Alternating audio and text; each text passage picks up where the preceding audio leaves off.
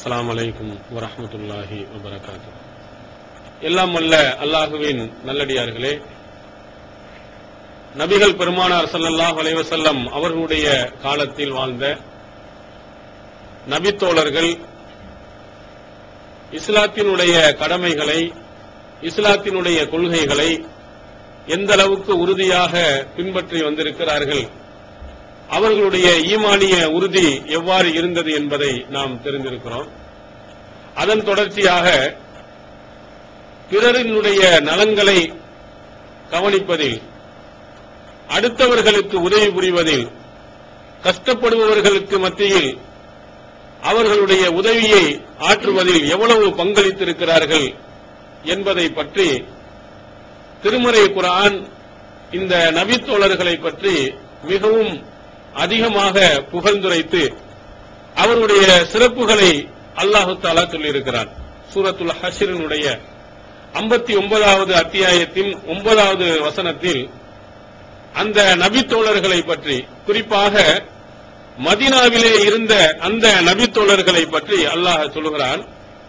அல்லதீன தபவ்வஉத் தார வல் ஈமான மின் கப்லிஹிம் யஹிப்பூன மன் ஹாஜர இலைஹிம் வலா யஜிதூன ஃபீ சுதூரிஹிம் ஹாஜத்தன் மிம்மா ஊது வயூசிரூன அலா அன்ஃபுஸிஹிம் வலவ் கான பிஹிம் ஹஸாஸா வமன் யூக ஷுஹ்ஹ நஃப்ஸிஹி ஃபஉலாயிக ஹுமுல் முஃப்லிஹூன்.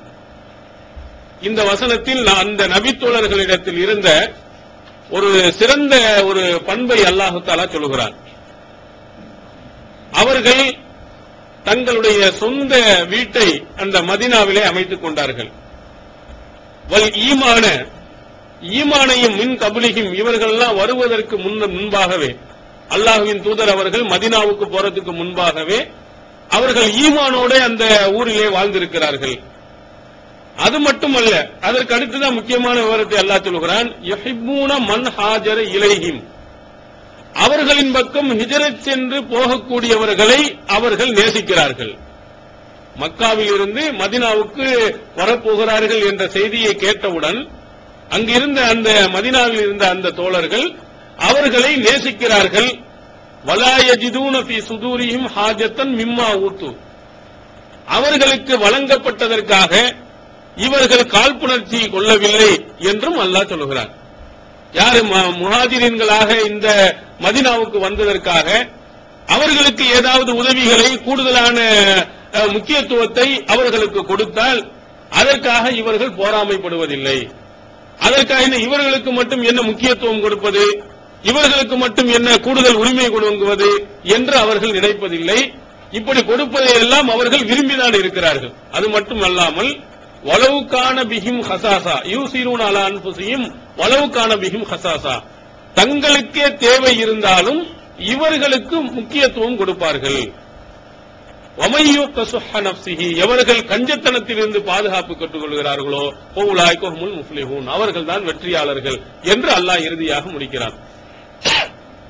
நபிகள் பெருமானார் ஸல்லல்லாஹு அலைஹி வஸல்லம் அவர்களோடு வந்திருந்த அந்த மக்களை, அவர்களுக்கு ஏதாவது தேவை இருந்தால், கொடுக்க வேண்டும் என்ற நிலைமை ஏற்பட்டால் அவர்கள் முதலாவது என்ன செய்கிறார்கள், எங்களுக்கு இல்லாவிட்டாலும் பரவாயில்லை, இந்த ஈமானுக்காக, இந்த மார்க்கத்திற்காக வேண்டி வந்தவர்களுக்கு எங்களுடைய தேவைகளை விட அவர்களுக்கு நாங்கள் முக்கியத்துவம் கொடுப்போம், அவர்களுக்கு முதலிடம் கொடுப்போம் என்று அதை அதிகமாக அவர்கள் நேசித்ததாக திருமறை குர்ஆனில் அல்லாஹ் தஆலா சொல்கிறார். எப்படியெல்லாம் அவர்கள் நேசித்தார்கள், எப்படியெல்லாம் அவர்கள் அன்பை காட்டினார்கள், அல்லாஹ்வின் தூதர் அவர்கள் இந்த அன்புக்கு பகரமாக எப்படிப்பட்ட வாசகங்களை பயன்படுத்தினார்கள் என்பதை நபிமொழிகளில் ஏராளமாக நாம் பார்க்க முடிகிறது. அங்கிருந்து மக்காவிலிருந்து மதீனாவுக்கு வந்த அந்த முஹாஜிரீன்கள் என்ன கொண்டு வந்திருப்பார்கள், நிறைய சொத்து சுகங்களை அள்ளி கொண்டு வந்திருந்தால் என்ன செய்யலாம், நேசிக்கலாம், ஆசைப்படலாம், சொல்லலாம். நம்ம கூட என்ன செய்வோம், இங்கிருந்து குடும்பத்துல இருந்து வெளிநாட்டில இருந்து போறமையானால் சொந்த பந்தங்கள் எல்லாம் நிறைய பேர் வருவாங்க. எதுக்காக வர்றாங்க, என்னத்தை நிறைய கொண்டு வந்திருக்கிறாரு, அக்காவுக்காண்டி என்ன கொண்டு வந்திருக்காரு, தம்பிக்காண்டி என்ன கொண்டு வந்திருக்கிறாரு, மச்சானுக்காண்டி என்ன கொண்டு வந்திருக்காரு அப்படின்னு பார்ப்பதற்காக ஒரு பெருங்கூட்டமே வருவார்கள். ஒண்ணுமே இல்லாமல் இருந்தால் யாரும் என்ன செய்ய வருவதில்லை. இப்ப வெளிநாட்டிலிருந்து பொருள்களோடு வரும் பொழுது அவர்கள் என்ன நேசமும் கொஞ்சம் கூடி போய்விடுகிறது. ஒண்ணுமே இல்லாம பசியோடு வருகிறார், பட்டினியோடு வருகிறார் என்று சொன்னால் அவர்களை பார்க்க வருவதே இல்லை. அதே மாதிரி விருந்தாளிகள் யாராவது வந்து விட்டார்கள் என்று சொன்னால் அவர்களை விரட்டுவதிலே என்னது அதிகமாக குறியா இருப்பாங்க. ஏன்னா வந்து நம்ம இது பூரா காலி பண்ணிடக்கூடாது. ஒரு நகைச்சுவையாக ஒரு செய்தியை சொல்வார்கள். ஒருவர் வந்து ஆபீஸுக்கு அன்னைக்கு வந்து எல்லா விருந்தாளிகளும் வந்திருக்கிறாங்க. திடீர்னு ஆபீஸுக்கு போயிட்டார். அப்ப ஆபீஸ்ல உள்ளவங்க எல்லாம் கேட்டுக்காங்க, என்னங்க சொந்த பந்தங்கள்லாம் நிறைய பேர் வந்திருக்கிறாங்க. அப்படி சொந்த பந்தங்கள்லாம் வந்திருக்கும் போது நீங்க வீட்டுல இருக்காம இங்க வந்துட்டீங்களே ஏன் அப்படின்னா, அதுக்கு சொந்த பந்தக்காரங்க பேசிக்கிட்டாங்களாம். நம்ம தம்பிக்கு லீவ் இருக்குன்னு சொன்னா ஒரு வாரம் நம்ம தங்கிட்டு போகலாம் அப்படின்னு காலில் எனக்கு விழுந்துருச்சு. அதனாலதான் நான் என்ன செஞ்சேன், ஆபீஸுக்கு வந்துட்டேன். இல்லன்னா மொத்தமா ஒரு வாரம் உட்கார்ந்து எல்லாத்தையும் காலி பண்ணிட்டு போயிருவாங்க. அதனால நான் என்ன அவ்வளவு முக்கியமா இருந்தாலும் ஆபீஸுக்கு வந்துட்டு வேலை இருக்கிற மாதிரி காட்டிக் கொள்கிறேன்னு சொல்றேன். அப்படி சில ஆட்கள் வந்து மொத்தமா வந்து உட்கார்ந்து அவர் சாப்பிட்டு போவதையும், சிலர்கள் விருந்தாளி வருவதையே நம்ம எதையும் காலி பண்ணிடுவாரோ இவன் எப்படா போவான்னு நினைப்பதையும் பார்க்கிறோம். ஆனால் இவர்களை நீங்கள் பார்த்தீர்களே ஆனால் ஒன்றுமே இல்லாமல் பணம், சொந்த பந்தங்கள், நிறைய பணங்கள் எல்லாம் கொண்டு வராம உடுத்திய துணியோடு வந்த அந்த முஹாஜிரின்களை இந்த ஈமானுக்காக வேண்டி அவர்கள் நேசித்தார்கள். அவர்களுடைய சொத்துக்காக, அவருடைய சுகங்களுக்காக வேண்டி அவர்கள் நேசிக்கவில்லை என்பதை நபித்தோழர்கள் அங்கே வந்து அவர்கள் கொண்டு வந்ததை பார்த்து இவர்கள் எப்படி நடந்து கொண்டார்கள் என்பதை நாம் பார்க்கிறோம். அவர்கள் எப்படி நேசிக்கிறார்கள் பார்க்கிறோம். சஹீஹ் புகாரியில் இடம்பெறுகிறது 3925வது செய்தியாக, வமா ரஅய்து அஹ்லல் மதீனத்தி ஃபரிஹு பிஷையின் ஃபரஹும் பி ரசூலுல்லாஹி ஸல்லல்லாஹு அலைஹி வஸல்லம். மதீனாவாசிகள் அல்லாஹ்வின் தூதர் அவர்களை பார்த்தபோது கொண்ட மகிழ்ச்சியை போன்று வேறு எதற்காக வேண்டியும் அவர்கள் மகிழ்ச்சி கொள்ளவில்லை. அவங்க வாழ்க்கையில எவ்வளவு சந்தோஷங்களை பார்த்திருக்கிறாங்க, எவ்வளவு மகிழ்ச்சியை பார்த்திருக்கிறாங்க. ஆனா அல்லாஹ்வின் தூதர் அவர்களை சந்திக்கும் போது அவர்களுக்கு ஏற்பட்ட மகிழ்ச்சியை போன்று எதுவுமே இல்லையா. எந்த அளவுக்கு என்றால், அத்தா ஜாலல் இமாவு யகுல்ன கதிம ரசூலுல்லாஹி ஸல்லல்லாஹு அலைஹி வஸல்லம். அடிமை பெண்கள் கூட என்ன செய்வாங்க, அல்லாஹ்வின் தூதர் வந்து விட்டார்கள், அல்லாஹ்வின் தூதர் வந்து விட்டார்கள் அப்படின்னு சந்தோஷப்பட்டு, ஏதோ நம்முடைய பல வருட காலங்கள் பிரிந்து போயிருக்கக்கூடிய தந்தை மகள் வரும்பொழுது எவ்வளவு நம்ம சந்தோஷப்படுவோமோ அதே மாதிரி அல்லாஹ்வின் தூதர் அவர்களும் அவருடைய தோழர்களும் வருகையை பார்த்துவிட்டு அல்லாஹ்வின் தூதர் வந்து விட்டார், அல்லாஹ்வின் தூதர் வந்து விட்டார்கள் என்று மகிழ்ச்சி அடைந்திருக்கிறார். எந்த அளவுக்குன்னா டெய்லி ரசூல்லா வரப்போறாங்க செய்தி வந்த உடனேயே என்ன செய்வார்கள், உடனே போய் அங்க மதீனாவினுடைய எல்லையில மக்காவிலிருந்து வர்ற வழிகளில் பார்த்து கொண்டு ரசூல்லா வர்றாங்களா, அல்லாஹ்வின் தூதர் வர்றாங்களான்னு அவ்வப்போது போய் பார்த்துட்டு வருவாங்க. அது கூட ஒரு பாடல்களாக இந்த மௌலூது வரிகள்ல என்ன செய்வாங்க, மௌலூதுகள் எல்லாம் ஓதுவாங்க. தலா அல் பதுரு அலைனா மின் சனியாத்தில் விதாயி வாஜப ஷுக்குரு அலைனா மாதா லில்லாஹி தாயி. இதுவும் அந்த காலத்தில் படிக்கப்பட்டா இது ஆதாரப்பூர்வமான செய்தி கிடையாது. இதுல அறிவிப்பாளர்கள் பலர் தொடர்ந்து விடுபட்டு இருக்கிறாங்க. அதை சொல்லுவா, தலா அல் பதுரு அலைனா, எங்கள்கிட்ட வந்து சந்திரன் என்ன செய்து உதித்து விட்டது, மின் சனியத்தில் விதா, சனியத்தில் விதாங்கிற இடத்துல இருந்து அந்த அழகான ஒரு நட்சத்திரம், ஒரு சந்திரன் எங்கள்கிட்ட வந்து விட்டது, அவங்களுக்கு வந்து நாங்கள் பதிலளிப்பது எங்கள் மீது கடமையாக இருக்கிறது என்று சிறுவர்கள் எல்லாம் படித்ததாக சொல்வாரு. ஆனா வேறு இதே கருத்துல வேற செய்திகள் என்ன செய்ய இருக்கிறது, ரசூல் ஸல்லல்லாஹு அலைஹி வஸல்லம் அவர்களை வரவேற்றிருக்கிறாங்க. அதே மாதிரி அடிமைகள் உட்பட அவர்கள் என்ன செஞ்சிருக்கிறாங்க, சந்தோஷப்பட்டு வாருங்கள் வாருங்கள் என்று அழைத்ததையும் நாம் பார்க்கிறோம். யாருமே எந்த சொத்துக்களையும் சுகங்களையும் கொண்டு வராத அந்த மக்களை பார்த்து அவ்வளவு மகிழ்ச்சி அடைந்திருக்கிறார்கள் இந்த அன்சாரி தோழர்கள். இவர்களை பற்றி ரசூலுல்லாஹி ஸல்லல்லாஹு அலைஹி வஸல்லம் அவர்கள், இவர்களுடைய வம்சாவளிகள், இவர்கள்ட்ட இருக்கக்கூடியதுல நீங்க பாத்தீங்கன்னா திருமறை குர்ஆன்ல அன்சாரிகள் என்று அல்லாஹ் சொல்லுகிறார். ஏவே அவர்களுக்கு கொடுக்கப்பட்ட அந்த பெயர் அவர்கள் செய்திருந்த உபகாரங்களின் அடிப்படையில். அன்சாரி என்றால் உதவியாளர்கள் அர்த்தம். எவங்க கஷ்டப்படக்கூடியவர்களுக்கு இவங்க மாதிரி உதவி செய்யக்கூடியவர்கள் யாரும் இல்லைங்கிறனால அல்லாஹ்வே என்ன செய்திருக்கிறான், இவர்களுக்கு அன்சாரிகள் என்று பெயர் சுட்டி இருக்கிறான்.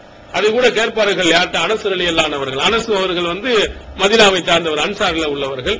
அங்க கேட்பார்கள், அரைத்த இஸ்மல் அன்சார் குன்தும் துஸம்மௌன பிஹி அம் சம்மாக்கல்லா, அல்லாஹ் உங்களுக்கு இந்த பெயரை சூட்டினானா அல்லது நீங்களாகவே எனக்கு பேர் என்று வச்சுக்கிட்டீங்களா அன்சாரிகள். நிறைய பேரை நீங்க பாத்தீங்கன்னா அபுல் பயான் அஜரத் அவளுக்கு போட்டுருவாங்க, அவரே என்னையே பேரை போட்டுக்கிறார், அகாயித மில்லத் என்ன. இப்படி ஒவ்வொருத்தரும் என்ன செய்யறாங்க, தங்களுடைய பேருக்கு முன்னால் அடைமொழி, தௌஹீது வட்டாரத்துல மட்டும்தான் இந்த அடைமொழியே கிடையாது.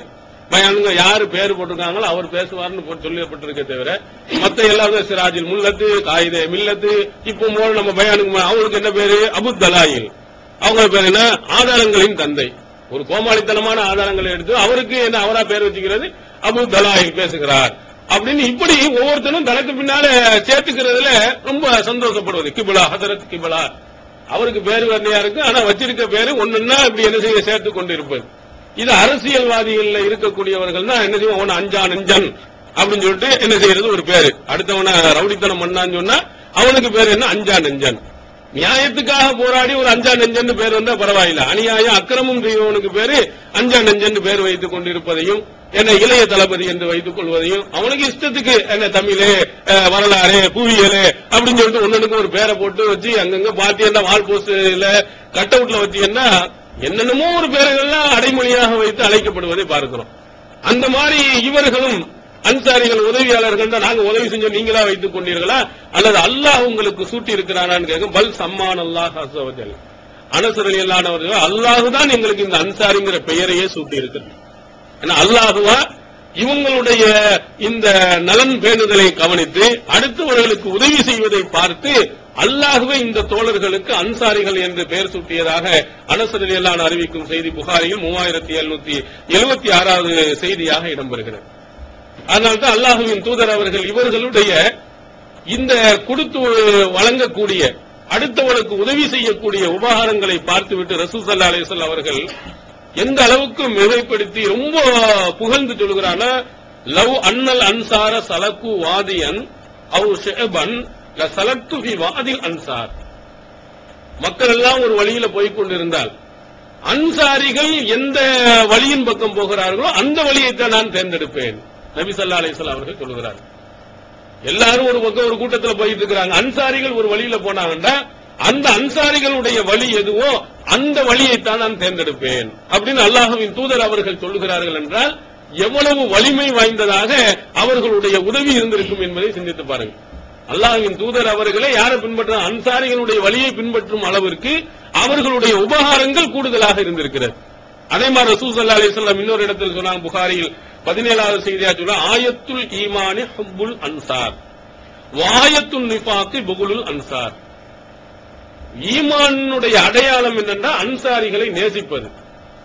நயவஞ்சகத்தன்மையினுடைய அடையாளம் எது என்று சொன்னால் அன்சாரிகளை வெறுப்பது என்று சொல்லுகிறார்கள். ஒரு ஈமான் நமக்கு இருக்குன்னு சொன்னா இந்த அன்சாரிகளை கண்டிப்பா நேசிக்கணும். ஏன்னா அவர்களை போன்ற அளவுக்கு உபகாரம் செய்தவர்கள் இந்த உலகத்தில் யாரும் இல்லை. பிறர் நலம் நாடுவதில் அவர்களை மிஞ்சக்கூடிய அளவுக்கு யாரும் இல்லை. இந்த மார்க்கத்திற்காக ஆரம்ப காலகட்டத்தில் இந்த இஸ்லாத்திற்கு உதவி புரிந்தவர்கள் அவர்களை போன்று யாரும் இல்லை. மக்காவுல 13 வருட காலங்கள் அல்லாஹ்வின் தூதர் அவர்கள் ஓடாக உழைத்து கஷ்டப்பட்டு சிரமப்பட்டு இந்த தௌஹீதை சொன்ன போது வரவேற்க யாரும் இல்லை. ஆனால் இங்கே என்ன செய்கிறார்கள், மதீனாவில் இருந்தவர்கள் இதை கேள்விப்பட்டு அங்கிருந்து ஒரு கூட்டம் கூட்டமாக வந்து இஸ்லாத்தை தழுவியவர்கள் உண்டு, நீங்க இங்கே வாருங்கள் என்று அழைத்தவர்கள் உண்டு. அழைத்ததற்கு பிறகு இந்த இஸ்லாமிய மார்க்கத்திற்காக உறுதுணையாக இறுதி வரையிலையும் சரியாக இருந்து இந்த மார்க்கத்தை உலகம் முழுவதும் பரப்புவதற்கு ஒரு அடித்தளமாக மதீனாவை அவர்கள் மதீனாவில் உள்ளவர்கள் ஆக்கி காட்டினாங்க.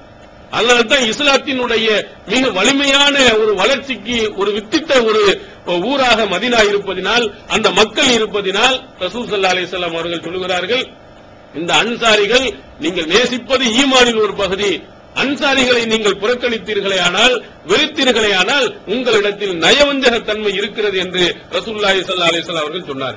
அதே மாதிரி புகாரியிலே 3783வது செய்தியில் இன்னொருவர் சொல்லுகிறார்கள், அல் அன்சார் லா யுப்ஹும் இல்லா முஃமினுன் வலா யுப்ஹிலுஹும் இல்லா முஃமினுன். அன்சாரிகளை மூமின் தான் நேசிப்பான், அன்சாரிகளை முனாஃபிக்கு தான் வெறுப்பான். வமன் அஹப்பஹும் அஹப்பஹுல்லாஹ் வமன் அபுகலஹும் அபுகலஹுல்லாஹ். யார் அல்லாஹ் அந்த அன்சாரிகளை நேசிக்கிறார்களோ அவர்களை அல்லாஹு தஆலா நேசிப்பான், யார் அன்சாரிகளை வெறுக்கிறார்களோ அவர்களை அல்லாஹு தஆலா என்ன செய்வான், வெறுப்பான் என்றும் ரசூலுல்லாஹி ஸல்லல்லாஹு அலைஹி வஸல்லம் அவர்கள் சொல்கிறார்கள். அப்ப அந்த அளவிற்கு அந்த அன்சாரிகளுடைய செயல்பாடுகள் அவ்வளவு அதிகமாக இருந்தது.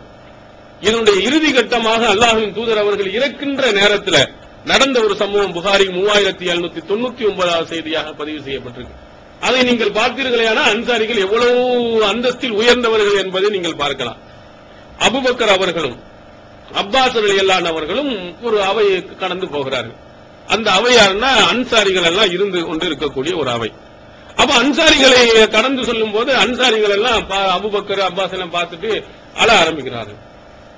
அப்ப கேட்க ஒமா இபுக்கிக்கும், நீங்க எதற்காக வேண்டி அழுகிறீர்கள், நீங்க அழுவதற்கு என்ன காரணம்னா தக்கரனா மஜ்லிஸன் நபி ஸல்லல்லாஹு அலைஹி வஸல்லம் மின்னா, அல்லாஹ்வின் தூதர் அவர்கள் எங்களுடைய அவைகளில் வந்து போனதை நாங்கள் நினைத்து பார்க்கிறோம். இப்போ உடல்நிலை சரியில்லாம வீட்டிலே இருக்கிறாங்க, அவங்க வரமாட்டார்களோ, எப்போ என்ன செய்வார்களோ என்று நாங்கள் நினைத்து அழுது கொண்டு இருக்கிறோம் என்று அன்சாரிகள்லாம் அந்த அவையில உட்கார்ந்து அழுதுட்டு இருக்காங்க. இதை போய் அபூபக்கர் சித்திக் ரலியல்லாஹு அவர்கள் அல்லாஹ்வின் தூதர்கிட்ட சொல்லுகிறாங்க, அது அஸப அலா ராசி ஹாசியத்த புருதின், அவங்களுடைய தலையில ஒரு துண்டு போட்டு கட்டப்பட்டிருக்கிறது. அவங்களுக்கு கடுமையான உடல்நிலை பாதிக்கப்பட்டிருக்கனால அந்த மாதிரி ஒரு சூழ்நிலை இருக்கும்போது ரசூல் ஸல்லல்லாஹு அலைஹி வஸல்லம் உடனே ஃபஸைதல் மெம்பர்ல வந்து ஏறுகிறார்கள். வலம் யஸ்அதுஹு பாததாலிக்கல் யௌம், அதுக்கு பிறகு மெம்பர்ல ஏறவே இல்லை. கடைசி அல்லாஹ்வின் தூதர் அவர்கள் ஆற்றிய உரை. அவர்கள் சொல்கிறார்கள், ஊசிக்கும் பில் அன்சார், அன்சாரிகள் விஷயத்தில் உங்களுக்கு நான் வசியத் செய்கிறேன், அவங்களுடைய நல்ல முறையில் நீங்கள் நடக்க வேண்டும் என்று சொல்கிறேன். இன்னஹும் கரீசி வைபத்தி, அவர்களுடைய இறப்பை, அவர்கள் வந்து என்னுடைய இதயத்தை போன்றவர்கள், இறப்பையை போன்றவர்கள், என்னுடைய கருவூலமாக திகழக்கூடியவர்கள். வகது கலவ் அல்லதி அலைஹிம், அவர்கள் மீது கடமையானதை அவர்கள் நிறைவேற்றி விட்டார்கள். வபக்கி அல்லதி லஹும், அவர்களுக்கு செய்ய வேண்டியதுதான் நமக்கு மீதமாக இருக்கிறது என்று அல்லாஹுவின் தூதர் அவர்கள் இறுதியாக ஆற்றிய உரையில் மக்களுக்கு சொல்ல. கடைசியில மெம்பர்ல ஏறி அவர்கள் ஆற்றிய உரையில் அழகா சொல்ல, அன்சாரிகள் இந்த மக்களுக்காக, இந்த இஸ்லாத்துக்காக என்ன செய்யணும்னு அல்லாஹ் விரும்பினானோ, எல்லா கட்டளையிட்டானோ எல்லாத்தையும் செஞ்சிட்டாங்க. ஆனால் அந்த செய்தவர்களுக்கு பிரதி உபகாரம் நம்ம செய்ய வேண்டும் இல்லையா, அது மட்டும் பாக்கியாக இருக்கிறது. இப்படி ரசூல் ஸல்லல்லாஹு அலைஹி வஸல்லம் அவர்கள் கடைசியாக சொல்லிவிட்டு அவர்களிடத்திலே பின்னால் வரக்கூடிய அந்த ஆட்சியாளர்கள் சரியான முறையில் நடந்து கொள்ள வேண்டும் என்று சொல்றாங்க. அதே இதில் புகாரியினுடைய 3800வது ஹதீஸில் ரசூல் ஸல்லல்லாஹு அலைஹி ஒரு அழகான வாசகத்தை சொல்கிறார்கள், இன்னன்னாஸ யக்ஸுரூன், மக்கள் அதிகமா வந்துகிட்டே தான் இருப்பாங்க, ஆனா தகில்லுல் அன்சார், அன்சாரிகள் குறைஞ்சு போய்கிட்டே இருப்பாங்க. ஹத்தா யகூனு கல்மில் வித்தாம், உணவில் உப்பு மாதிரி அவர்கள் வந்து ரொம்ப குறைந்து விடுவார்கள். உணவுல வந்து எவ்வளவு கம்மியா உப்பு போடுவோமோ அந்த மாதிரி அன்சாரிகளை நீங்கள் தேடி பிடிப்பதை பார்த்தீர்களானா ரொம்ப குறைந்து போய் விடுவார்கள் என்று ரசூல் ஸல்லல்லாஹு அலைஹி வஸல்லம் இந்த மாதிரி அன்சாரிகளை, இவர்களை போன்ற உதவியாளர்களை நீங்கள் எங்கும் நீங்கள் பார்க்க முடியாது என்று சொன்னார். அந்த அளவுக்கு அன்சாரிகளை பற்றி ரசூலுல்லாஹி ஸல்லல்லாஹு அலைஹி வஸல்லம் அவர்கள் அதிகமா சொல்லியிருக்கிறாங்க. அதே மாதிரி மதீனாவை பற்றியும் சொல்லியிருக்கிறாங்க. அவங்க வாழ்ந்த பகுதி இருக்குது, அந்த பகுதியில தான் இந்த ஈமான்லாம் ஒண்ணுமே இல்லாமல் போகக்கூடிய காலகட்டத்தில் பாம்பு எப்படி பொந்துல போய் கடைசியில தங்குமோ அதே மாதிரி ஈமான் என்ன செய்யணும், மதீனாவுல போய் தான் இருக்கு தங்கும். சில நபித்தோழர்கள் என்ன செய்வாங்க, மதீனாவை விட்டு போகும்போது வெளியே போக நினைப்பாங்க, போயிடாதீங்க, மதீனாவை விட்டு நீங்கள் என்ன செஞ்சிடாதீங்க, எந்த பகுதிக்கும் போயிடாதீங்க, மதீனாவில நீங்க இடுங்க. அந்த பொற்கொள்ளர்களுடைய உலைகள்ல எப்படி அந்த இரும்பில் இருக்கக்கூடிய துருவை எல்லாம் அது போக்குமோ அதே மாதிரி இங்கே மதீனாவுல நீங்க வந்துட்டீங்கன்னா உங்களுடைய கசடுகள் எல்லாம் போக்கப்பட்டு விடும் அப்படின்னு ஒரு அழகான ஒரு ஊர் என்றும் அல்லாஹ்வின் தூதர் அவர்கள் இந்த மதீனாவை பற்றி ரசூல் ஸல்லல்லாஹு அலைஹி வஸல்லம் அவர்கள் சொல்லியிருக்கிறாங்க. ஈமான் வந்து அங்கதான் இருக்குன்னு சொல்லியிருக்காங்க. யாராவது இந்த மதீனாவையில வந்து கெடுதி ஏற்பட நினைத்தார்கள் என்று சொன்னால் கமா யதுபுல் மில்ஹு ஃபில் மா, தண்ணீரில் உப்பு கரைகிற மாதிரி இல்லாமல் ஆக்கி விடுவான் என்றும் அல்லாஹ்வின் தூதர் அவர்கள் மதீனாவை பற்றியும் மதீனாவில் வாழக்கூடியவர்களை பற்றியும் ரொம்ப புகழ்ந்து சொல்லி இருக்கிறாங்க. சரி, இவ்வளவு புகழ்ந்து சொல்வதற்கு என்ன செய்திருக்க? இது பூரா புகழாத்தானே வந்து கொண்டே இருக்கிறது. சஹாபாக்கள் இவ்வளவு சிறந்தவர்களா இருக்கிறாங்க, அவங்க நிறைய செய்து விட்டார்கள், போய்விட்டார்கள் அப்படின்ற மாதிரி அல்லாஹ்வின் தூதருடைய இந்த செய்திகளை எல்லாம் நாம் பார்க்கிறோம். திருமறை குர்ஆனுடைய வசனங்களையும் பார்க்கிறோம். என்ன அப்படி அவர்கள் அடுத்தவர்களுக்கு உபகாரம் செஞ்சாங்க, என்னத்தை கொடுத்திருக்கிறார்கள், எவ்வளவு வழங்கி இருக்கிறார்கள், அதை பற்றிய பட்டியல்கள் நபிமொழிகளில் நிறைய இருக்கிறது. நம்ம எவ்வளவு நாம் நம்முடைய நண்பருக்காக வேண்டி எவ்வளவு நம்ம கொடுத்துருவோம், நம்ம நண்பர்களுக்காக வேண்டி எத்தனை நாள் சாப்பாடு நம்ம கொடுத்துருவோம். இப்ப வெளியூர்ல இருந்து வந்தாருன்னு சொன்னா நம்ம என்ன செய்யலாம், இங்க தங்க வைக்க ஒரு 3 நாள் 4 நாள் தங்க வைப்பா, அடுத்தவர் சத்தம் போடுறாங்க பண்ணினா வேற இடத்த பாத்துக்க நம்ம அனுப்பி விட்டுருவோம். என்ன அல்லது சாப்பாடுக்குள்ள பொறுப்பை நான் ஏத்துக்கிறேன்னு சொல்லிடுவோம். ஆனால் அந்த நபித்தோழர்கள் வெளியிலேருந்து யாராவது வந்தாங்கன்னா அவர்களுக்கு இவர்களுடைய உபகாரம் எப்படி எந்த அளவுக்கு கொடுத்திருக்கிறார்கள் நபிமொழிகளில் நிறைய கிடைக்கிறது. சஹீஹ் புகாரியில் 2325வது செய்தியாக ஒரு செய்தி பதிவு செய்யப்பட்டிருக்கிறது.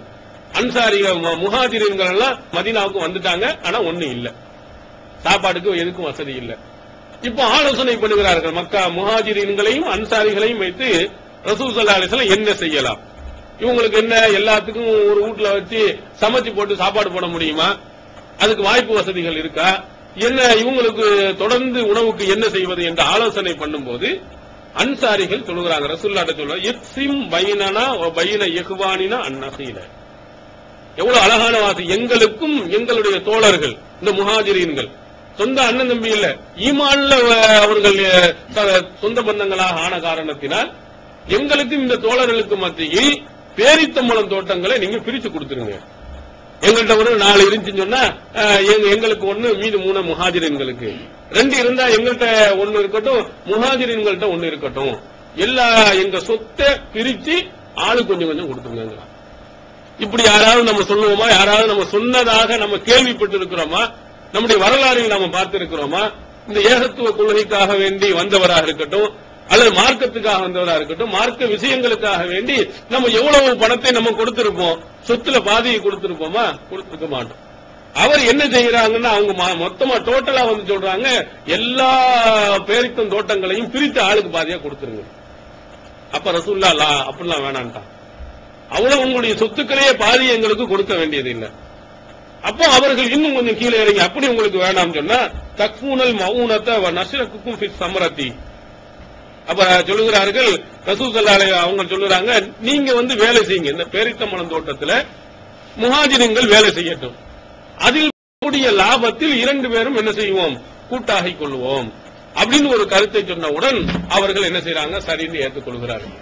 எப்படி அங்க மொத்தத்துல பாதியை கொடுக்க முன் வருகின்ற போது அந்த பாதியை வேண்டாம் என்று சொல்லிவிட்டு வேலைக்காவது நீங்க வந்து கலந்துக்கிறீங்க, அதுல நீங்கள் உழைத்தீர்களே, ஆனா ஆளுக்கு பாதி எடுத்துக்கொள்வோம் அப்படின்னு சொல்லி ரசூல் ஸல்லல்லாஹு அலைஹி வஸல்லம் அவர்களுடைய தோழர்கள் முஹாஜிரீன்களை அங்க இருக்கக்கூடிய அன்சாரிகளுடைய தோட்டங்களில் வேலை செய்யக்கூடிய நிலைக்கு போனாங்க. ஆனா முதல்ல அவர்கள் கொடுத்தது மொத்தத்துல பாதி நீங்க எடுத்துக்கிறீங்கன்னு சொன்னாங்க. ஆனா அங்க நபித்தோழர்கள் எங்களுக்கு இவ்வளவு எல்லாம் வேண்டாம், நாங்க உழைத்தே சம்பாதிப்போம் என்று முஹாஜிரீன்களும் அவர்களுடைய தன்மானத்தை இழக்காமல் அவர்களும் என்ன செய்யறாங்க? நாங்க வேலை செய்தே செய்து கொள்கிறோம் சொல்லிட்டு தாங்கள் சொத்துல பாதியை வாங்காமல் வேலைக்கு போயிடுறாங்க. அடுத்து தனித்தனியாக ஒவ்வொரு நபித்தோழர்களையும் நீங்கள் பார்க்கலாம். ரசூல் ஸல்லல்லாஹு அலைஹி வஸல்லம் இப்படி கொடுத்ததோடு ஒவ்வொருத்தரையும் ஒவ்வொரு வீட்டுக்கு நண்பர்களாக ஆக்குனாங்க. அது சீட்டு குலுக்கி போட்டு முஹாஜிரீன்கள் ஒரு சீட்டு, அன்சாரிகள் ஒரு சீட்டு, 2ஐயும் எடுக்கிறது. 2ஐயும் எடுத்தவுடன் 2 பேரையும் என்ன செய்வார்கள்? சகோதரர் ஆக்கிடுவாங்க. நீ உன்னுடைய சகோதரா இருக்கணும், சாப்பாடு உங்களுடைய இதுக்கெல்லாம் நீங்க இவரை வைத்துக் கொள்ளுங்கள் அப்படின்னு சொல்லிட்டு 2 பேர்களா ஒவ்வொரு ஆட்களையும் ஒவ்வொரு அன்சாரிகள் வீட்டுக்கு. ஏன்னா செலவினங்கள் குறைப்பதற்கு ஒரு நல்ல வழி அது. ஏன்னா ஒரே குடும்பத்தில் போய் மொத்தமா போய் உட்காருவதை விட ஒவ்வொருத்தரும் ஒவ்வொரு ஆளுக்கு பொறுப்பேற்றுக் கொள்வார்களே, ஆனால் அது சிறந்தது என்ற அடிப்படையில் ஒவ்வொருவரையும் அங்கே அனுப்புறாங்க. அதுல அப்துர் ரஹ்மான் பின் அவுஃபுக்கும் சாத் பின் ரபீ ரலியல்லாஹு அவர்களுக்கும் என்ன செய்யப்படுகிறது? தோழமை ஏற்படுத்தப்படுகிறது. அப்போ அவர் என்ன சொன்னார் என்பதை சஹீஹ் புகாரி 2048வது செய்தியாக நாம் பார்க்கிறோம். ரசூல் ஸல்லல்லாஹு அலைஹி வஸல்லம் அவருடைய அன்பு தோழர்களாக அவங்க 2 பேரும் இருக்கிறாங்க. அப்ப சாத் பின் ரபீ ரலியல்லாஹு அவர்கள் சொல்றாங்க, இன்னி அக்ஸருல் அன்சாரி மாலன். அங்கேயும் சொல்லியாச்சு. இவரை வீட்டுல கூட்டிட்டு வந்த பிறகு அவர் சொல்லுகிறார், நான் தான் அன்சாரிகளிலேயே நிறைய சொத்துக்களை வைத்திருக்கக்கூடிய, அல்லாஹ் எனக்கு நிறைய கொடுத்திருக்கிறான். கொடுத்ததுக்கு மட்டும் சொல்லாம சில ஆளுக்கு வந்து என்ன செய்வாங்க? பெருமைக்காக எனக்கு 1000 கார் ஓடுது, எனக்கு 4 பங்களா இருக்குன்னு சும்மா அடிச்சு விடுவான். ஆனா அப்படி இல்ல, உண்மையிலேயே அவர்கிட்ட நிறைய சொத்து சுகங்கள் இருந்துச்சு. இருந்ததை அவர் சொல்லுகிறார், நான் உனக்கு அக்ஸிமுலக்க நிஸ்ஃப மாலி, என்னுடைய சொத்தில் பாதியை உனக்கு நான் பிரித்து தருகிறேன். நீங்க எவ்வளவு பிறர் நலத்தை பாருங்க, கஷ்டப்பட்டு ஒண்ணுமே இல்லாம இந்த வந்தவருக்கு என் சொத்துல பாதி இருந்தா நீ எடுத்துக்க, இதை வைத்துக் கொண்டு நீங்கள் சந்தோஷமாக உங்களுடைய வாழ்க்கையை எடுத்துக் கொள்ளுங்கள் என்று சாத் பின் ரபீ ரலியல்லாஹு அவர்கள் உண்மையான கருத்தை சொல்ல, என்று அல்லாஹ் நிறைய கொடுத்திருக்கிறான், அதுல பாதியை உனக்கு நான் தருகிறேன். இன்னும் கூடுதலா என்ன சொன்னாருன்னா, எனக்கு பல மனைவிமார்கள் இருக்கிறாங்க, அந்த மனைவிமாரை உனக்கு பிடிச்ச சொல்லு, நான் தலாக்கு விட்டு திருமணம் முடிச்சு கொடுக்கிறேங்கிறார். இந்த அளவுக்கு மார்க்கம் வந்து கட்டளையிடவில்லை, அப்படி சொல்லவும் இல்லை. அவர் அதற்கு மேலும் உனக்கு மனைவி மக்கள் இல்லை என்றால், மனைவி இல்லை என்று சொன்னால் அதற்கு கூட நான் என்ன செய்கிறேன்? நீ தலாக்கு விட்டு உனக்கு திருமணம் முடித்து வைக்கிறேன் என்ற அளவுக்கு தன்னுடைய சொத்துல பாதியை கொடுப்பதற்கு முன் வந்தார். ஆனா அப்துர் ரஹ்மான் பின் அவுஃப் ரலியல்லாஹு அவர்கள் அல்லாஹ்வின் தூதர் அவர்களிடத்திலே பானம் பயின்ற காரணத்தினால் அவங்க வந்து இவ்வளவு மாதிரி எனக்கு வந்து ஆசை எல்லாம் எனக்கு கிடையாது, இவ்வளவு அள்ளி கொடுக்க வேண்டியது இல்லை, நான் உழைத்து சாப்பிடுகிறேன் என்று சொல்லி ஹல்மின் சூக்கின் ஃபீஹி திஜாரா, இங்க கடை வீதி வியாபாரம் செய்யக்கூடிய கடை வீதி எங்கேயாவது இருக்கா மதீனாவுல சொல்லுங்கன்றவன? ஆமா, சூக்கு கைனுகான் சொல்லக்கூடிய ஒரு கடை வீதி இருக்குன்னு சொன்னாங்க. உடனே அந்த கடை வீதிக்கு போனாரு, அதுல போய் வியாபாரம் செய்தார். அந்த வியாபாரத்தின் மூலமாக தன்னுடைய தேவைகளை நிறைவேற்றிக் கொண்டார். இங்க வரலாறுல பாத்தீங்கன்னா ரசூல் ஸல்லல்லாஹு அலைஹி வஸல்லம் கூட சொன்னாங்க, யார் பொறுமையா இருக்கணும்னு நாடுகிறானோ அவனுக்கு அல்லாஹ் பொறுமையை தருவான். யார் அடுத்தவர்களை கையேந்தாமல் இருக்க வேண்டும் என்று ஆசைப்படுகிறானோ அல்லாஹ் அந்த மாதிரி ஆக்குவான். சிலர்களுடைய எண்ணம் என்னன்னா, அடுத்தவங்கள்ட்டயே வாங்கி வாங்கி சாப்பிடணும், அடுத்தவர்கள்ட்டயே என்ன செய்யணும், உதவி பெற்றுக்கொண்டே வாழணும் அப்படிங்கிற எண்ணம் உள்ளவர்களா அப்படின்னா அதே மாதிரி ஆக்கிடுவான். எப்படி நம்முடைய உள்ளம் இருக்குன்னா, அடுத்தவன்ட்ட கையேந்த கூடாது, நம்ம சுய மூலமா உழைத்து அதன் மூலமா நமக்கு வரணும், நாமும் கூட அடுத்தவர்களுக்கு கொடுக்கணும் அப்படின்ற ஒரு வைராக்கியம் நமக்கு வருமானால் அல்லாஹ் தஆலா அந்த மாதிரி நிலையை உருவாக்குவான். இப்ப பாருங்க, இந்த அப்துல் ரஹ்மான் பின் அவுஃப் ரலியல்லாஹு அன்ஹு அவர்கள் நினைத்திருந்தாங்கன்னா பாதி சொத்தை வாங்கியிருக்கலாம், அவரா தான் முன்ன சொன்னார்.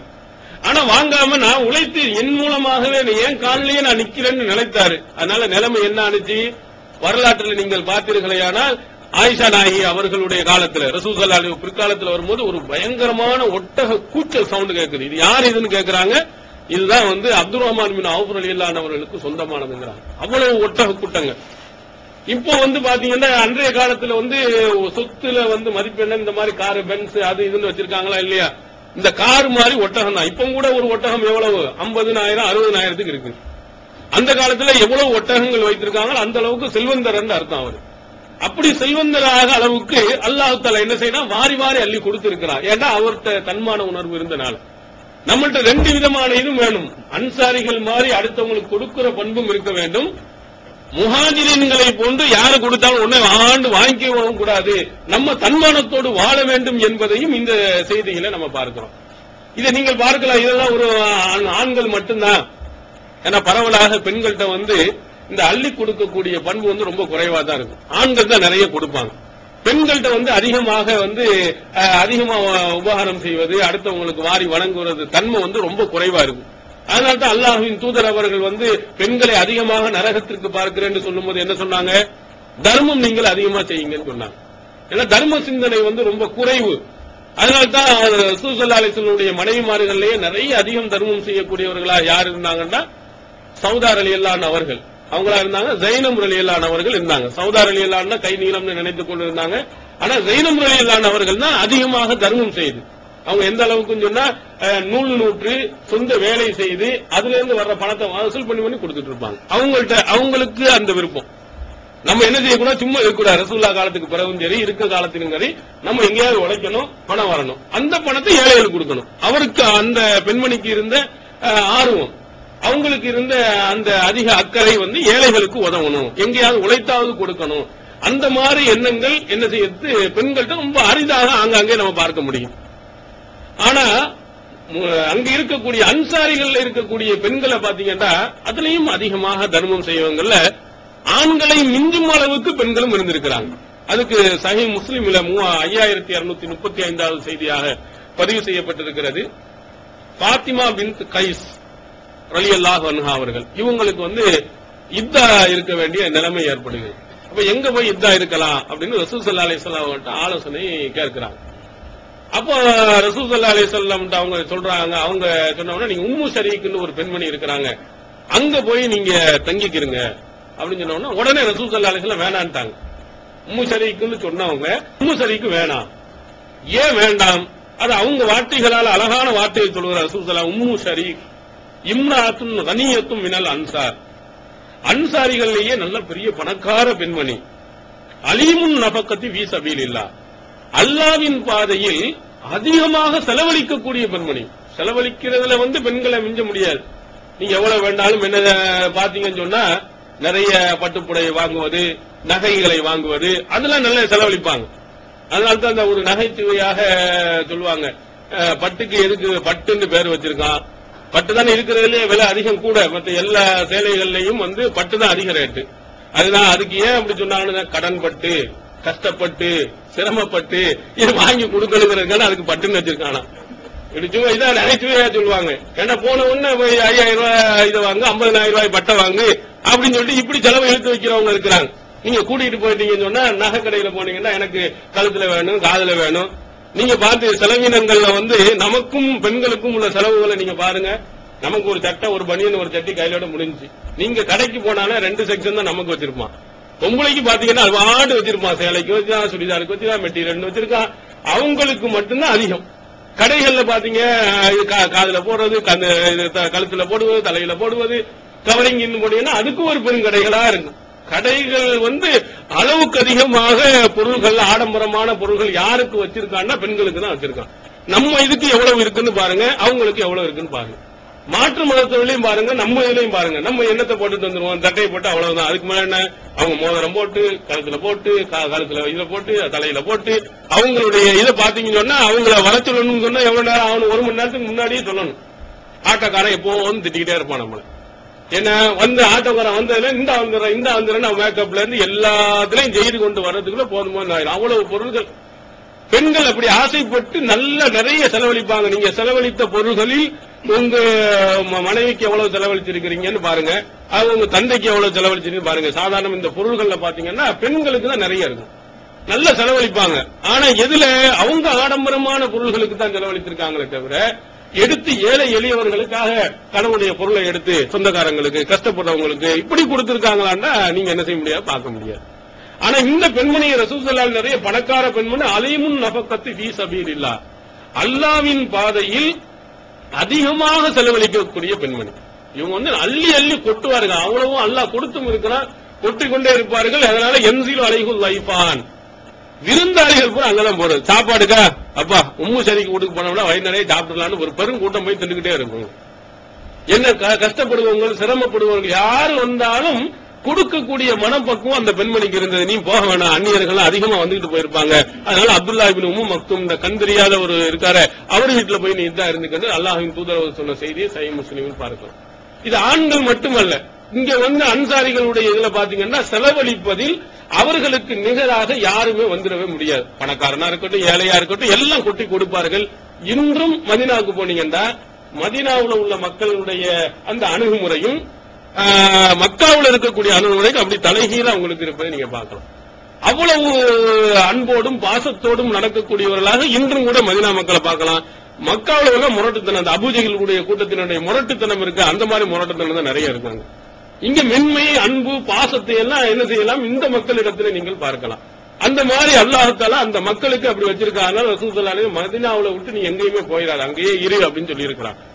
இது நீங்க இப்படி பார்க்கலாம். அதே மாதிரி சிறுவர்கள், சின்ன பையன், இவர்கள்ட்ட நீங்க பார்த்தா கூட அந்த அடுத்தவங்களுக்கு கொடுக்கணும், வாரி வழங்கணுங்கிற தன்மையே நம்ம என்ன செய்யலாம், அவர்கள்ட்டையும் பார்க்கலாம். பெரிய ஆட்களுக்கு மட்டும் இல்ல, பெண்களுக்கு மட்டும் இல்ல, ஆண்களுக்கு மட்டும் இல்ல, சின்ன பசங்களா இருக்கக்கூடியவர்கள் கூட அப்படி வாரி கொடுப்பவர்களா. நாம் சஹீஹ் புகாரியில் பார்க்கிற ரசூல் ஸல்லல்லாஹு அலைஹி வஸல்லம் அவர்கள் மக்காவில் இருந்து ஹிஜ்ரத் செய்து மதீனாவுக்கு போகும்போது ஒரு இடத்துல போய் அவங்களுடைய ஒட்டகம் தங்குது. அப்ப ரசூல் ஸல்லல்லாஹு அலைஹி வஸல்லம் என்ன நினைக்கிறாங்க, இதுதான் நம்ம தங்குற இடமாக அல்லாஹ் ஆக்கலாம் நினைக்கிறேன் அப்படின்னு. இது யாருடைய இடம்னு விசாரணை பண்றாங்க. சுஹைல், சஹல் அப்படின்னு சொல்லக்கூடிய 2 குலாமைனி யதீமை, அனாதை 2 சிறுவர்களுக்கு உரிய இடம் அப்படின்னு சொல்றாங்க. இந்த மஸ்ஜித் நபவி இப்ப கட்டப்பட்டிருக்கக்கூடிய இந்த இடம் சஹல், சுஹைல் சொல்லக்கூடிய 2 அனாதை சிறுவர்களுக்கு உள்ள இடம். அப்ப இந்த அனாதை சிறுவர்களுக்குள்ள இடம், இந்த இடத்தை தான் அல்லாஹ் தஆலா தேர்ந்தெடுத்திருக்கிறான். அதனால ரசூல் ஸல்லல்லாஹு அலைஹி வஸல்லம் அவர்கள் என்ன செய்யறாங்க, கேட்கறாங்க, இந்த இடத்தை நீங்க எங்களுக்கு விலைக்கு தர்றீங்களா அப்படின்னு கேட்கறாங்க. அப்ப கேட்கும் பொழுது அந்த 2 பேரும் என்ன சொல்றாங்க, பல் நஹபுலக யா ரசூலுல்லாஹ், அல்லாஹ்வின் தூதர் அவர்களே, இதை நாங்கள் உங்களுக்கு அன்பளிப்பாகவே தருகிறோம். யாரு, சிறுவர்கள் மட்டுமல்ல, அனாதை, பாப்பா இல்ல, அவங்க சொந்த பந்தங்கள் இல்ல, அவங்களுக்கு இருக்கிற சொத்து இதுதான். பள்ளியாசல் அப்படின்னு சொன்ன உடனே என்ன செஞ்சாங்க, ரசூல் ஸல்லல்லாஹு அலைஹி வஸல்லம் தங்கும் இடம் உடனே காசெல்லாம் வேண்டியதில்லை. அதுல அழகா தெளிவாக சொல்ல, லா நத்லுபு சமனஹு இல்லா இலல்லாஹ், இதனுடைய விலையை அல்லாஹ்விடத்தில் நாங்கள் எதிர்பார்த்துக்கோம். அல்லாஹ் எங்களுக்கு மறுமையில் தரட்டும், நீங்க இதை நீங்க ஃப்ரீயாவே வச்சுக்கணும், அன்பளிப்பாக நாங்க உங்களுக்கு தருகிறோம். இப்படி கிடைச்ச இடத்தை நம்ம என்னைக்கா விட்டுருக்கோமா? பள்ளியாசல் கட்டணும் அப்படின்னு சொல்லிட்டு நம்ம என்ன செய்யணும், போற இடங்கள் எல்லாம் சிமெண்ட் வாங்கினாலும் ஐயா ஒரு பாதிய குறை அப்படின்னு சொல்றோம். என்ன டைல்ஸ் வாங்கினா அதை இன்னும் பாதிய குறைன்னு சொல்றோம். இடம் தந்தானா அதுல இன்னும் பாதிய குறைச்சு நீங்க கொடுன்னு சொல்லிட்டு நம்ம என்ன செய்யறோம், பள்ளியாசல் என்று சொல்லும் போது, இறை இல்லம் என்று சொல்லும் போது எப்படியாவது குறைச்சி இறைச்சி வாங்கணும்னு நம்புறோம். இப்படி பார்க்கும்போது ரசூல் ஸல்லல்லாஹு அலைஹி வஸல்லம் அப்படி நினைக்கல. இவர் ஒரு அனாதை சிறுவராக இருக்கும் பொழுது அதை அப்படியே அபக்குன்னு நம்ம ஃப்ரீயா கொடுக்குறான்னு நம்ம அபகரிச்சோம்னா வச்சுக்கிட்டோம் சொன்னா அந்த குழந்தைகளுக்கு நிலைமை என்னவாகும் என்று சொல்லி ரசூல் ஸல்லல்லாஹு அலைஹி வஸல்லம் ஐ யக்முல மினு ஹிபத்தன் ஹத்தா இபுத்தாகும். ரசூல் ஸல்லல்லாஹு அலைஹி வஸல்லம் அபா ரசூலுல்லாஹி ரசூல் தான் மறுத்துட்டாங்க. அன்பளிப்பா நான் வாங்க மாட்டேன்னு சொல்லிட்டு விலைக்குத்தான் அதை வாங்கினார்கள் என்ற செய்தி புகாரில் 3906வது செய்தியாக நாம் பார்க்க முடிகிறது. பாருங்க, ஒரு ஏழையாக இருந்து அனாதையாக இருந்து சிறுவராக இருந்தவர்கள் அடுத்தவர்களுக்கு கொடுக்கணும் அப்படிங்கறதுல அவர்களை மிஞ்சுபவர்களை யாரையும் நாம் பார்க்க முடியும். நல்ல காரியங்கள் என்று அவர்களுக்கு தெரிந்து விடுமானால் அதை உடனடியாக அந்த நபித்தோழர்கள் வாரி வாரி இறைப்பார்கள். நம்ம அப்படி இருக்கிறோமாங்கிறது நம்ம சிந்தித்து பார்க்கணும். நல்ல காரியங்களுக்கு நம்ம சடை வரைஞ்சுக்கிறோம். ஏதாவது என்ன போன தடவை என்ன மாநாடு அப்படின்னு வசூல் பண்ண வர்றாங்க, பேரணி அப்புறம் வசூல் பண்ண வர்றாங்க, சித்திராண்டு அப்புறம் வசூல் பண்ண வர்றாங்க, அதுக்கடுத்து இங்கே நம்ம திருக்குறான் மாநாடுன்னு வசூல் பண்ண வர்றாங்க. இப்படியே வசூல் வசூல் வசூல்னு சொல்லிட்டு நம்மளை போட்டு அரிச்சு எடுத்துறாங்க அப்படின்னு நம்ம ஒவ்வொருத்தாலும் என்ன செய்யறாங்க, அந்த பக்கம் திரும்ப இந்த பக்கம் ஆளை பார்த்தா ஓட்ட முடிக்கிற ஆளுகளும் இருக்கிறாங்க. எதை பார்த்தாலும் பணம் பணம் பணம். ஆனா அங்க போய் நீங்க கேட்ட எந்த வகையில என்ன வந்த உடனே அந்த முஹாஜிரீன்களுக்கு எல்லாம் நிலத்தை விட்டு கொடுக்கறேன்டாங்க, சொத்துல பாதியை கொடுக்கறேன்னு சொன்னாங்க. அப்புறம் அதுக்கடுத்து பள்ளி கட்டணுமா, பள்ளி கட்டணும் தாங்க எங்க இடத்தையும் வச்சுக்கணும், சிறுவர்கள் இருந்து பெண்கள் இருந்து ஆண்கள் இருந்து எல்லாமே மாறி வாரி கொடுக்கறாங்க. இது எல்லாம் கொடுப்பது என்ன, மறுமையினுடைய நல்ல காரியம் உங்க மனசுல பட்டுச்சுன்னா கொடுத்துருங்க. நல்ல காரியங்களுக்கு அவ்வப்போது நம்ம நாடுவார்கள், நம்ம தான் கொடுக்கணும். நம்ம கொடுக்க கொடுக்க நம்முடைய பாவங்கள் எல்லாம் என்ன செய்யப்படுகிறது, அழிக்கப்படுகிறது. இந்த தோழர்கள் அதனால்தான் ரசூல் ஸல்லல்லாஹு அலைஹி வஸல்லம் அவர்கள் இதையெல்லாம் பார்த்து தான் சொன்னாங்க, அவங்களுக்கு செய்ய வேண்டிய எல்லாத்தையும் செஞ்சுட்டாங்க. சிறுவர்ல இருந்து கொடுக்கறான், பெரிய ஆண்கள் கொடுக்கறான், பெண்கள் கொடுக்கறாங்க, யாருமே இல்லை என்று சொல்வதில்லை, எல்லாத்தையும் வாரி வாரி கொடுத்துட்டாங்க. இவர்கள் எல்லா காரியங்களும் நிறைவு செய்து விட்டார்கள். இவங்க உதவி செய்ய வேண்டிய அவசியமே இல்லாத அளவுக்கு வழங்கிட்டாங்க. அந்த மாதிரி நம்ம வழங்கி இருக்கிறோமான்னு பாக்கணும். நம்ம ஒவ்வொரு கட்டத்திலையும் இந்த மாதிரி வரும்போது ஒவ்வொரு வகையாக பிரித்து பிரித்து வசூல் பண்றாங்க. மொத்த மாநிலத்துக்கு வசூல் பண்றாங்க, இங்க லோக்கலுக்கு வசூல் பண்றாங்க, அப்புறம் உங்க மாவட்டத்துக்கு தனியா வசூல் பண்றாங்க. இப்படி எல்லாம் நிறைய வரும் பொழுது நீங்க சடைவடையாது. எவ்வளவு வாரி வாரி நம்ம கொடுத்து கொண்டிருந்தாலும் அல்லாஹ் நமக்கு என்ன செய்யுமா கொடுத்துக்கிட்டே இருப்பான். தமிழ்ல பழமொழி சொல்லுவாங்களே, இறைக்கிற கிணறு தான் ஊறும் அப்படின்னு சொல்ற மாதிரி நம்ம இந்த நல்ல காரியங்கள் என்று எதெல்லாம் தெரியும் நீங்க கொடுத்து கொண்டே இருந்தீர்களே, ஆனா அல்லாஹ் என்ன செய்வான், உங்களுக்கு கொடுத்து கொண்டே இருப்பான். நல்ல காரியங்களுக்கு என்ன செய்யக்கூடாது, பணம் கொடுப்பதில் நம்ம இன்னும் தடைவடையக்கூடாது. அடுத்த உங்கள இதன் மூலமாக ஒரு பள்ளி கட்டப்படும், அதுல 4 பேர் தொழுவார்கள், அதன் மூலமாக 4 பேருக்கு நல்ல கல்வி கொடுக்கப்படும் அப்படின்னு நினைத்து ஒரு பள்ளிக்கு கேட்டா அதுக்கு நீங்க கொடுங்க. நல்ல மருத்துவத்துக்காக வேண்டி கேட்டாங்கன்னா கொடுங்க, கஷ்டப்படுவோம் மருத்துவ உதவிக்காக கேட்டாங்கன்னா கொடுங்க, உங்க சொந்த பந்தங்கள் சிரமப்படுகிறார்கள் கேட்டாங்கன்னா கொடுங்க. இப்படி எல்லாம் நீங்கள் கொடுக்க கொடுக்க நீங்கள் ஒரு அன்சாரிகளாக மாறி மறுமையில் நீங்கள் என்ன செய்யலாம், மிகப்பெரிய ஒரு வெற்றியை நீங்கள் பெற முடியும். இதுல இன்னொன்றையும் நீங்கள் பாருங்க, ஆரம்ப காலத்துல மதீனாவுல இருந்தவர்கள் எல்லாத்தையும் யாருக்கு கொடுத்தாங்கன்னா முஹாஜிர்களுக்கு அள்ளி கொடுத்திருக்கிறாங்க, நிறைய செலவழிச்சிருக்கிறாங்க. அப்ப செலவழித்ததற்கு பிறகு ஒரு காலகட்டம் அப்படியே கூடுது, நல்ல இஸ்லாமிய வளர்ச்சி பல பகுதிகளில் இருந்து வருமானமும் வர ஆரம்பிக்குது. இப்ப பஹ்ரைனில் இருந்து நிறைய பொருள்கள் வருகிறது, அங்க விளைநிலங்கள் இருக்கிறது. ரசூல் ஸல்லல்லாஹு அலைஹி வஸல்லம் பார்க்கிறாங்க, இந்த மக்களுக்கு முஹாஜிரின்களுக்கான நிறைய உதவி செய்தவர்கள் யாரு, அன்சாரிகள். அப்ப அவர்களுக்கு என்ன செய்யணும், இந்த மானிய நிலங்களை எல்லாம் நம்ம எழுதி கொடுப்போம் அப்படின்னு சொல்லிட்டு தான் நபி ஸல்லல்லாஹு அலைஹி வஸல்லம் அன்சாரிகளை ரசூல் ஸல்லல்லாஹு அலைஹி வஸல்லம் அவர்கள் அழைக்கிறாங்க. எதுக்கு, யக்துபலஹும் பில் பஹ்ரைன், பஹ்ரைன்ல இருக்கக்கூடிய அந்த சில நிலங்களை அவங்களுக்கு எழுதி கொடுப்போம்னு அன்சாரிகளை கூப்பிட்டு, உங்களுக்கு நாங்க இதெல்லாம் தர்றோம், நீங்க எடுத்துக்கிறீங்க, அல்லாஹ் இப்ப நிறைய தந்திருக்கா, நாங்க தர்றோம். அப்ப பாருங்க அவர்கள் எப்படி, வல்லாஹி ஹத்தா தக்துபல் இஹ்வானினா மின் குறைஸின் பி மிஸ்லிஹா, அல்லாஹ்வின் தூதர் அவர்கிட்ட கேட்கிறாங்க, அதெல்லாம் நாங்க வாங்க மாட்டோம்.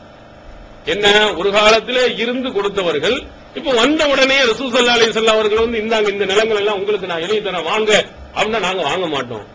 என்னடா இது திடீர்னு வாங்க மாட்டோம், எங்களுக்கு நீங்க தந்தீங்கன்னா எங்க மாதிரி இந்த முஹாஜிர் அன்சாரி குறைஷிகள் இருக்கிறாங்களே அவங்களுக்கும் அதே மாதிரி நீங்க எழுதி கொடுக்கணும், எங்களுக்கு தந்த மாதிரி அவங்களுக்கும் கொடுத்தால்தான் நாங்கள் என்ன செய்வோம், வாங்கிக் கொள்வோம். இப்படி யாருங்க சொல்லுவா, ஒரு காலத்துல கஷ்டப்பட்டோம் கொடுத்தோம், இப்போ ஓரளவு நல்ல நிலைமை வந்துட்டு ஏன் அவங்களுக்கு கொடுக்கணும், அவனும் என்னை போன்ற சகோதரன், அவனும் நல்லா இருக்க வேண்டும், எனவே நீங்கள் குறைஷிகளுக்கு நீங்க கொடுக்கணும். அப்ப ரசூல் ஸல்லல்லாஹு அலைஹி வஸல்லம் அவர்கள் சொல்கிறார்கள், ராக்கலகும் மாஷா அல்லாஹ், அல்லாஹ் நாடு அவங்களுக்கு நம்ம கொடுப்போம், நீங்க இப்போ வாங்கிக்கிறீங்க, நாங்க வாங்கவே மாட்டோம். அவர்களுக்கு எழுதி கொடுக்காத வரை நாங்கள் வாங்க மாட்டோம் என்று சொன்ன அந்த உயர்ந்தவர்கள் நம்ம இங்க பார்க்க முடியுமான்னு பாருங்க. நம்மை போன்ற நண்பர்கள், நம்மை போன்ற சகோதரர்கள் இந்த அடிப்படையில் அவர்களுடைய சொத்துக்கள் தனக்கு வந்தாலும் கூட எனக்கு மாதிரி இன்னொன்னுக்கு கொடுக்கணும், அடுத்தவர்களுக்கு வழங்கணும்.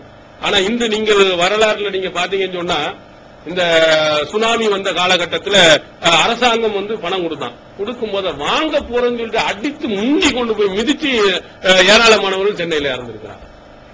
என்னவா கஷ்டப்பட சுனாமியிலிருந்து கஷ்டப்பட்டவனுக்கு உதவி கொடுக்கறான்னா எல்லாருமே கஷ்டப்பட்டதான் வரிசையில் நின்று வாங்கணும் இல்லை, எனக்கு வேண்டும்னு முந்திக்கிட்டு போய் அதை மிதிச்சு செத்தவர்கள் எத்தனை பேர்கள், உதவியை வாங்குவதற்காக அடித்துக் கொண்டு மிதித்துக் கொண்டு போகக்கூடியவர்கள் எத்தனை பேர்கள். என்ன எல்லாம் கஷ்டப்படுவோம், நம்ம சகோதரம் முன்னாடி போய் வாங்கிட்டோம், நம்ம பின்னாடி வாங்குவோம் என்று எண்ணம் இல்லை. ஆனால் இவர்களுக்கு என்ன, தானாக வரக்கூடிய அந்த செல்வத்தை கூட இல்லை எங்களுக்கு வேண்டாம் அவர்களுக்கு கொடுங்கள் என்று முன்னுரிமை வழங்கியவர்கள், எங்களை மாதிரி அடுத்தவர்களும் ஆள வேண்டும் என்று ஆசைப்பட்டவர்களாக இந்த அன்சாரிகளை நாம் பார்க்கிறோம். அதனால்தான் கடைசியில ஒரு செய்தி முஹாஜிரின்களை பற்றி ரசூலுல்லாஹி ஸல்லல்லாஹு அலைஹி வஸல்லம் அவர்கள் உடைய காலகட்டத்தில் இருந்தவர்கள் சொல்லுகிறாங்க, கானல் முஹாஜிரின லம்மா கதிமுல் மதீனத்த எரிசுல் முஹாஜிருல் அன்சாரி.